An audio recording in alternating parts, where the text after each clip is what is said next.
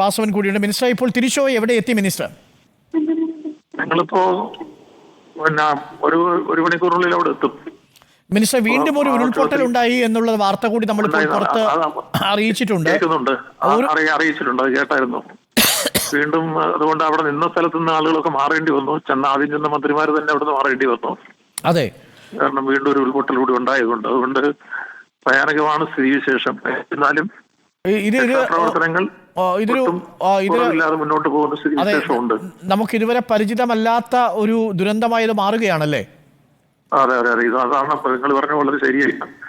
ഇതുവരെ നമ്മുടെ മുമ്പിൽ നമ്മുടെ നാട് കണ്ടിട്ടില്ലാത്ത രൂപത്തിലുള്ള ഒരു സംഭവമാണ് ഉണ്ടായിട്ടുള്ളത്.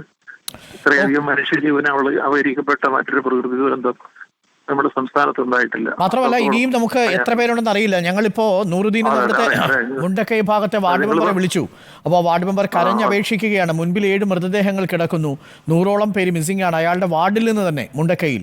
അപ്പോൾ ഈ ദൃശ്യങ്ങൾ ഞങ്ങളിപ്പോൾ പുറത്തുവിടുന്നുണ്ട്. ആകാശ ദൃശ്യങ്ങളിൽ അതിന്റെ ഭീകരത വ്യക്തമാണ്. ഇപ്പൊ നമ്മള് കണ്ട കണക്കൊന്നും ആയിരിക്കില്ല. ഈ കാര്യങ്ങളെല്ലാം തീർന്നു വരുമ്പോൾ ഇനിയും നിരവധി പേരെ കണ്ടെത്താനുണ്ട്. അതിനുള്ള എല്ലാ പരിശ്രമങ്ങളും നടക്കുന്നു. ഓക്കെ മിനിസ്റ്റർ, അവിടെ എത്തിയതിനു ശേഷം ഞങ്ങൾ തിരിച്ചു ബന്ധപ്പെടാം. Minister minister വി.എൻ. വാസവനും ഇപ്പോൾ സംഭവ സ്ഥലത്തേക്കാണ്. 4 മന്ത്രിമാർ ഇപ്പോൾ സംഭവ സ്ഥലത്തേക്ക് എത്തുന്നുണ്ട്. കൂടുതൽ സേനയും ആവശ്യമെങ്കിൽ എത്തിക്കും എന്നാണ് ഇപ്പോൾ അറിയിച്ചിരിക്കുന്നത്. 5 മണിക്ക് മുഖ്യമന്ത്രി മാധ്യമങ്ങളെയും കാണുന്നുണ്ട്. വളരെ വേദനിപ്പിക്കുന്ന ദൃശ്യങ്ങളാണ് അവിടെ വരുന്നത്, ആശങ്കപ്പെടുത്തുന്ന നിമിഷങ്ങളാണ്. ഇപ്പോൾ സമയം 2 മണി കഴിഞ്ഞ് 23 മിനിറ്റ് ആയിരിക്കുന്നു. ഇനി ഏകദേശം 2.5-3 മണിക്കൂർ കഴിഞ്ഞാൽ ആ ഭാഗത്ത് വെളിച്ചം ഇറങ്ങി തുടങ്ങും. അങ്ങനെയാണെങ്കിൽ പ്രതികൂലമായ അവസ്ഥ, തുടർച്ചയായിട്ട് ഉരുൾപൊട്ടലുണ്ടാവുന്ന സാഹചര്യം. ഇന്ന് റെഡ് അലർട്ട് നിലനിൽക്കുന്നു. അന്തരീക്ഷം മേഘാവൃതമായി തന്നെ തുടരുന്നു. ഇപ്പോഴും പല ആളുകളെയും മണ്ണിനടിയിൽ നിന്ന് രക്ഷിക്കാൻ കഴിഞ്ഞിട്ടില്ല.